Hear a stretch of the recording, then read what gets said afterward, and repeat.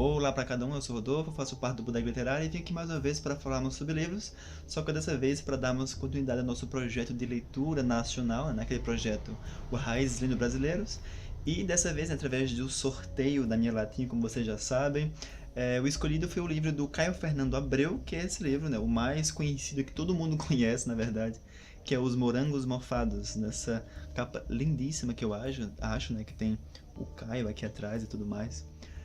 E digamos que essa foi a minha segunda leitura, né? Na verdade, na minha segunda tentativa de ler. Na primeira vez que eu tentei ler o Caio, né, eu não consegui, né? Eu só cheguei a ler 2 ou 3 contos no máximo. E digamos que a atmosfera dos contos não fez com que eu entrasse muito bem dentro da história. Acho que não era também minha vez de ler Caio, né? Eu não tinha uma bagagem de experiência tão grande como eu tenho hoje com literatura. E quando saiu o sorteio, né, eu pensei, nossa, eu vou ter que encarar o Caio novamente, e o que é que eu vou fazer? E a verdade foi que foi outra coisa muito diferente, né, uma nova perspectiva, uma nova forma de ler, e eu adorei muito a leitura, né, já antecipo isso, porque foi uma experiência única, né, muito diferente da primeira vez que eu tive, e que fez com que, digamos, eu me aproximasse muito mais agora do Caio do que daquela vez. Mas, bom, por que esse livro é importante para a literatura nacional, né? O Caio Fernando Abreu, ele é um daqueles autores bem completos, né? Que consegue escrever peça, poesia, novela, contos, crônicas. E ele tem essa desenvoltura, né, na literatura que faz com que as suas obras sejam muito bem apreciadas e várias já foram levadas para o teatro, não sei se para o cinema, né, enfim, mas tem vários atores, né, que cortejam muito o Caio Fernando Abreu. E ele não é aquela pessoa que nós conhecemos através daquelas frases soltas que o pessoal solta pelas redes sociais, né?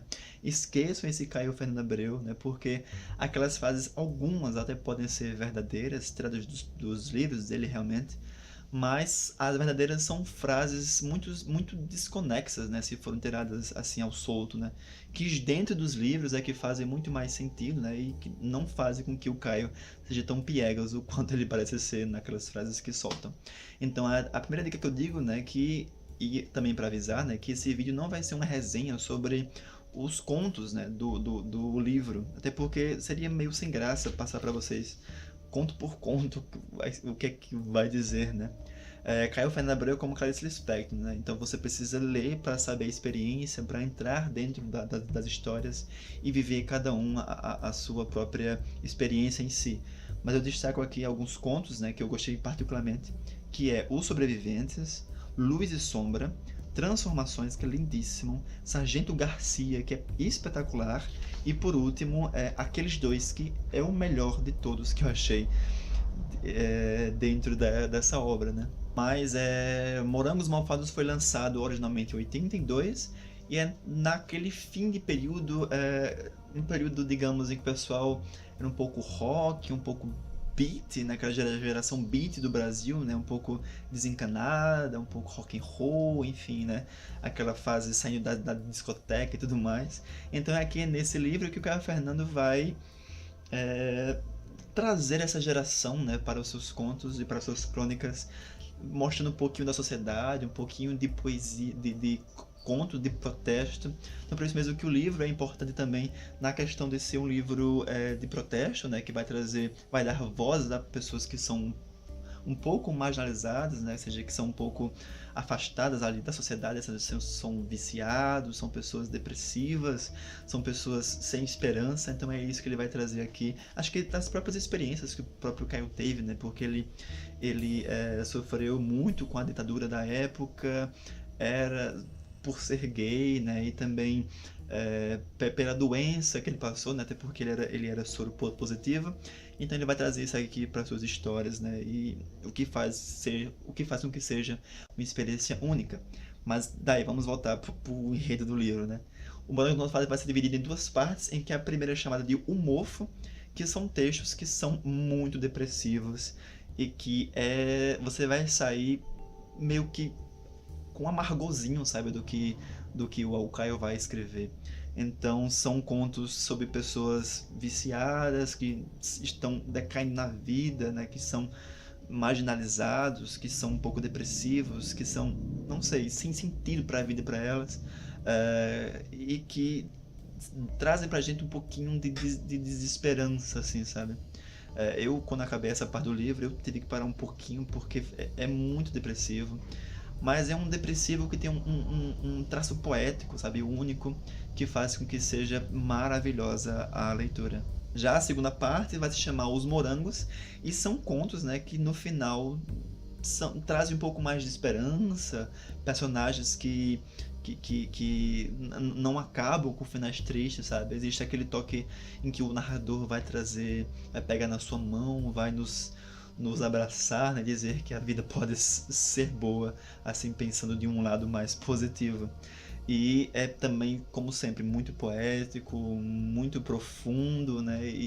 Só que diferente, né? Então, eu percebi que essas duas partes são um pouco contraditórias, né? Apesar de falarem sobre aspectos similares, né? De personagens um pouco similares.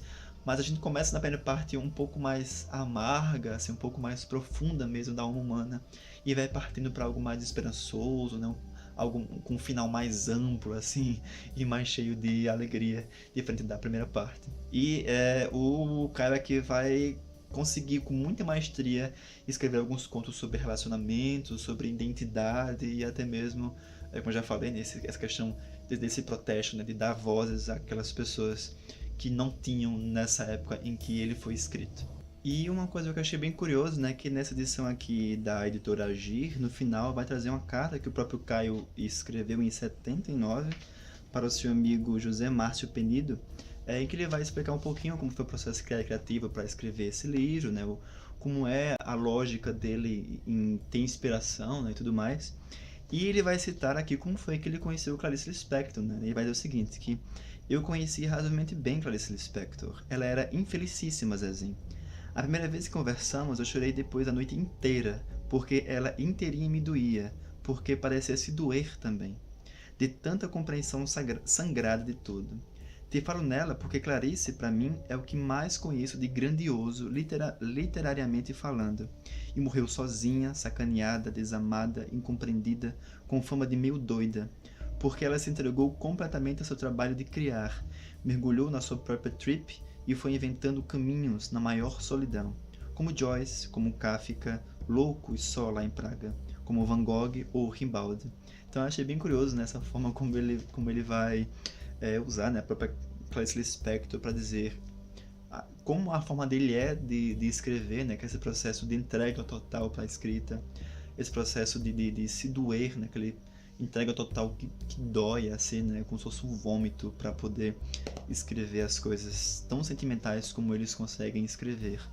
Então, né, realmente ler o Caio como também ler Clarice, né, que é a questão de experiência individual, né, que cada um vai ter sua própria perspectiva sobre o que vai ler, né. E é fantástico essa leitura, é uma coisa que eu recomendo que cada um pegue o livro para conhecer o porquê ele é importante, o porquê ele é tão único assim, né, e tire esse tabu, né, que eu sei que muitas pessoas têm do Caio, e lendo consegue quebrar isso e conhecer a pessoa verdadeira que ele foi. Eu peço que quem já leu, né, comenta aqui embaixo para dizer o que foi que achou, né, se também foi essa experiência única ou não. Eu também vou procurar ler outras coisas do Caio, essa foi a única coisa que eu li até agora dele, mas eu digo logo que ele requer um momento, sabe, tempo mesmo, porque não é textos para se ler assim de uma sentada só, precisa mesmo de experiência, de poesia, né, do sentir para poder lê-lo. Então é isso, né? Lembrando que esse vídeo vai estar na playlist, aqui embaixo, na descrição e no card aqui embaixo, só do projeto do Raiz Lendo Brasileiros, né? Para vocês conhecerem quais foram também as outras obras que a gente já comentou por aqui, e conhecer um pouquinho mais do projeto. E se inscrevam no canal, né? Para receber os próximos vídeos, e deixe aqui embaixo o comentário se gostou ou não. Quando eu fizer o outro sorteio da próximo título, né, de livros nacionais, eu posto para as redes sociais para avisar para vocês qual foi o escolhido. Então é isso, tchau para cada um e até a próxima.